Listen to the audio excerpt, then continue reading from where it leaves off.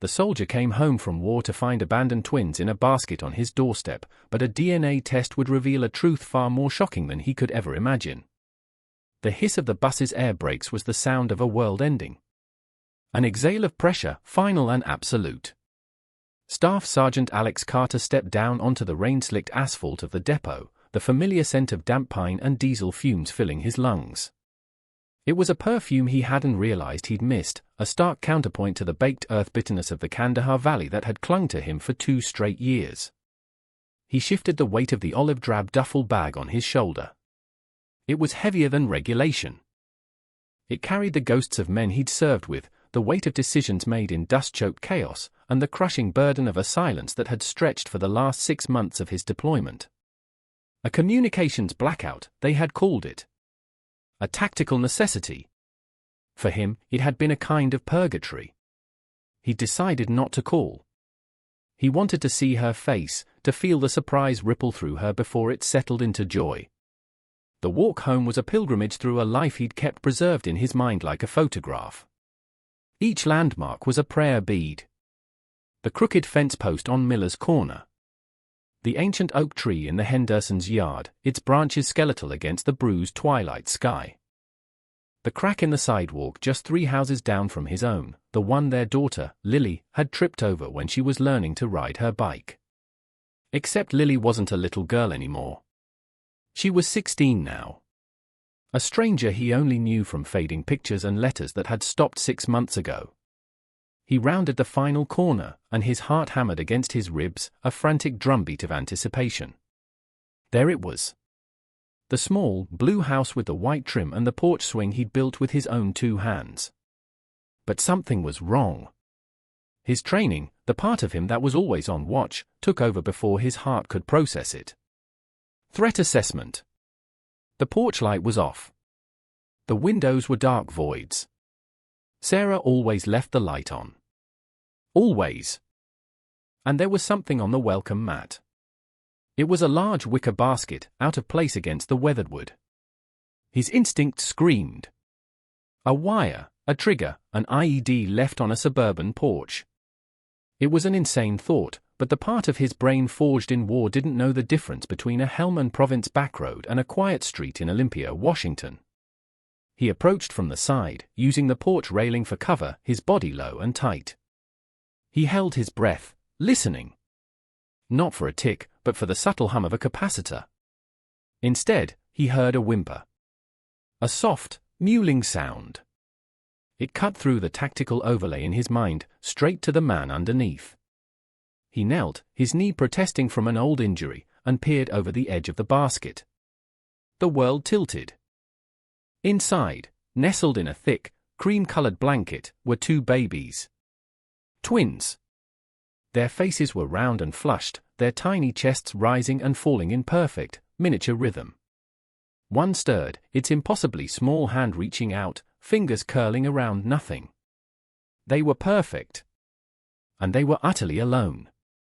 His blood ran cold, a glacial shock that froze the hope in his veins. Pinned to the blanket was a folded piece of paper. His fingers, clumsy and thick, fumbled with the safety pin. He unfolded the note. The handwriting was a frantic scrawl, desperate and jagged. 5 words.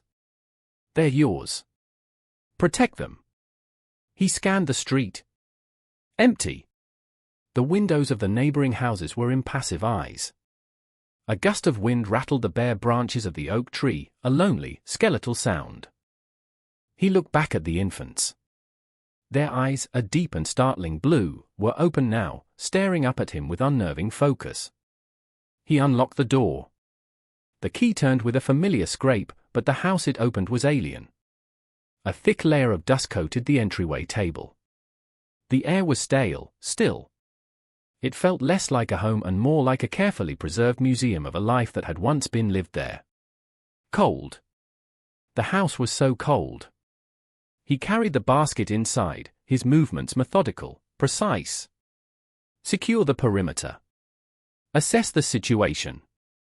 But there was no training for this. No manual for finding your life dismantled and replaced with a mystery in a wicker basket. He found unopened mail piled on the kitchen counter, circulars and bills mixed with official-looking envelopes from the Department of Defense. One, at the very bottom, was thick, formal. He recognized the letterhead. His fingers grazed it, a jolt like static electricity shooting up his arm. The notification. The one they sent when you were declared missing in action. Or worse. He backed away from it as if it were a landmine. He checked the bedrooms. Lily's was neat, sterile. Stripped of personality. The bed was made with military precision. An ache started in his chest. Sarah's room, their room, was the same. Empty closets. Bare surfaces. She was gone. They were all gone. He sank onto the sofa, the basket on the floor before him. The two tiny beings inside were the only sign of life in the entire house. He picked up his phone. His hands were shaking. He dialed her number from memory, a sequence burned into his soul. It rang once. Twice. 3 times. He was about to hang up when she answered. Hello? Her voice was a ghost. Thin, frayed, stripped of all the warmth he remembered. Sarah, he said. Just her name. It felt like a rock in his throat. Silence. Then a sharp, ragged gasp. Alex? Oh, God. Alex, you're alive. Come home, Sarah, he said, his voice flat, devoid of emotion. It was an order, not a request. We need to talk. The wait was the longest hour of his life. He found old formula in the back of a pantry, a relic from when Lily was a baby. He heated it carefully, testing it on his wrist the way he'd seen Sarah do a lifetime ago. He fed the infants, their tiny mouths latching onto the bottle with a desperate strength that broke his heart. He learned their faces. The boy had a small tuft of dark hair, the girl a little less. They had the same eyes. His eyes. He saw it now. The same deep blue. But how? He'd been gone for 2 years. Headlight swept across the living room wall. A car door slammed. A key scraped in the lock, and Sarah stood in the doorway, silhouetted against the encroaching night. She was thinner, her face etched with a kind of exhaustion that went bone deep. She looked from his face to the basket on the floor, and a choked sob escaped her lips. She collapsed against the doorframe, her legs giving way. You weren't supposed to find them, she whispered, tears streaming down her face. I didn't know what else to do. He didn't help her up. He couldn't move. He was a statue of grief and confusion. What happened, Sarah? Where's Lily? She's with my sister in Portland, she said, her voice ragged. She couldn't be here anymore. After what? His voice was dangerously quiet. Sarah finally looked at him, her eyes pleading. After they told us you were dead, Alex. The story came out in broken pieces, a confession torn from a place of profound pain. The patrol that went dark. The weeks of silence. The official visit from the 2 men in dress uniform, their faces grim. The letter that declared him missing, presumed killed in action. I broke, Alex, she wept, her words barely audible. The world just ended. Lily shut down. I was just a shell. There was nothing left. She told him about a man. A kind man from a grief support group. Someone who had listened. Someone who had held her hand when she couldn't stop shaking. It was a brief, desperate, and meaningless attempt to feel something other than the soul-crushing void of his absence. A single night born of whiskey and sorrow. He was gone the next day, she said, not looking at him. It didn't mean anything. But then I found out I was pregnant. I was so ashamed. I thought I had dishonored your memory. I couldn't tell anyone. I couldn't tell Lily. She had hidden the pregnancy, quit her job, and sent Lily to live with her sister under the pretense of a better school. She'd had the twins alone in a small, out-of-state hospital, convinced she had ruined everything. When she heard rumors, whispers through the military grapevine that his unit had been found, that there were survivors, she panicked. "I thought if you came back, you would hate me," she whispered. "You are the most honorable man I have ever known." I knew if you found them, you would do the right thing. You would protect them. Even if you despised me for it. So I left them. For you." Alex stood up and walked to the kitchen counter. He picked up the unopened government envelope. His name was printed on the front. Staff Sergeant Alex Carter. Below it, in stark red letters, deceased. He looked at Sarah, truly looked at her for the first time. He didn't see a traitor. He saw a casualty. Another victim of the same war that had taken him. Her battlefield had been here, in the suffocating silence of their home, fighting a war of grief and despair while he fought one of dust and fire. The anger he expected to feel was absent, replaced by a vast, hollow ache. The life he had held on to, the perfect homecoming he had rehearsed in his mind 1,000 times, had been a mirage. "The note," he said, his voice hoarse.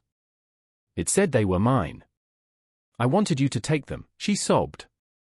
"I thought if you believed they were yours, you wouldn't be able to turn them away." He knelt by the basket again, looking at the two sleeping faces. He saw Sarah in the curve of the girl's cheek. He saw the stranger in the boy's chin. And in their eyes, he still saw himself. It made no sense. His mind was a storm of conflicting reports, of irreconcilable facts. His mission had always been clear. Take the hill. Protect the unit. Get home. Now, his mission was a fog. What was his duty here? To the woman who had thought him dead? To the children born from her grief? To the memory of a marriage that had died and was now, impossibly, standing before him, breathing and broken? He spent the night on the couch, the basket beside him. Every whimper, every sigh from the infants was a jolt to his system. He was on watch. But he wasn't guarding against an enemy. He was guarding what was left of his life. In the pale, grey light of dawn, he made a decision. He needed a fact. A single, undeniable piece of truth to anchor himself to in this sea of chaos. Sarah was huddled in a blanket on the armchair, not having slept. "We're going to get a DNA test," he said. It wasn't an accusation. It was a statement of procedure. The first step in a new, terrifying mission. "I need to know." "For them." She just nodded, her eyes red and swollen. "Okay, Alex." The days that followed were a fragile truce. They moved around each other in the silent house, their lives revolving around the relentless cycle of feeding, changing, and soothing the twins. They named them Leo and MIA.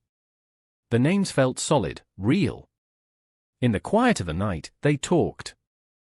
He told her about the firefight, the comms going down, the long weeks of evasion and survival. She told him about the crushing weight of the flag they'd given her, the hollow words of politicians, the loneliness that felt like a physical illness. They were two survivors, mapping out the terrain of their separate wars, finding a strange, shared geography of trauma. The email with the results arrived 2 weeks later. It sat in his inbox for an hour, a digital bomb. Finally, with Sarah watching from across the room, her hands clenched in her lap, he clicked it open. He read the PDF document. Then he read it again. And a third time. The words swam before his eyes, refusing to make sense. The cold shock he'd felt on the porch was nothing compared to this. This was a seismic event, a detonation that rearranged the very bedrock of reality. He looked up from the screen, his face a mask of disbelief. He couldn't speak. He just turned the laptop so Sarah could see it. She leaned forward, her eyes scanning the page. She read the conclusion aloud, her voice a trembling whisper. Probability of paternity, 99999%. She looked at him, her face a canvas of utter confusion. But how? Alex, that's impossible. I swear to you, it was one night. And then, another piece of the puzzle clicked into place for Alex. Something from before the deployment. A conversation they'd had. A plan for the future. He scrambled for his wallet, pulling out a worn card from a drawer. The name of a fertility clinic. Before I left, he said slowly, the pieces connecting in his mind. We went for that consultation. They took a sample from me. For storage. Just in case. He made the call. The conversation was tense, professional, and utterly damning. The clinic admitted the unthinkable. When the notification of his death had been issued, a clerical error of catastrophic proportions had occurred. His file was mistakenly flagged. A sample was used for a routine anonymous donation program. A program Sarah had signed them up for years ago as potential donors, never thinking it would be used. They had created life from a man they believed was dead. The other man from the grief group had been just that. A ghost. A kind hand in the dark. The affair had never happened. Sarah's pregnancy had been a biological impossibility that she had tried to explain away with a lie born of shame and a grief so profound it had rewritten her own memory. She had carried his children, believing they were the product of a betrayal. She stared at him, tears of a different kind now streaming down her face. Not tears of guilt, but of overwhelming, incomprehensible relief and confusion. So, all this time, he confirmed, his own voice breaking. They're ours, Sarah. They've always been ours. 6 months later, the house was no longer cold and silent. It was a chaotic, noisy, wonderful mess. Toys were scattered across the floor. The scent of baby powder had replaced the smell of dust. The porch light was always on. Alex sat on the floor, patiently trying to get a spoonful of mashed peas into Leo's mouth, and mostly getting it on his own shirt. Across from him, Sarah was laughing, wiping a similar smear from Mia's chin. Lily was home. She was still quiet, but the fragile peace between them was slowly healing, cemented by the gurgling laughter of her new brother and sister. The war had taken his peace, his innocence, and nearly his life. It had taken his wife to the brink of despair and stolen years from his daughter. It had broken them all in different ways. But in the strangest, most painful, and most miraculous way, it had also given him this. This beautiful, chaotic, exhausting new life. He looked at Sarah, her eyes bright and full of a love he thought he had lost forever. He looked at his children, his impossible, miraculous children. His old mission was over. The walk home was complete. A new one had been left on his doorstep, a mission he never asked for but now understood he was born to accept. He was no longer just a soldier. He was a father. He was a husband. He was home.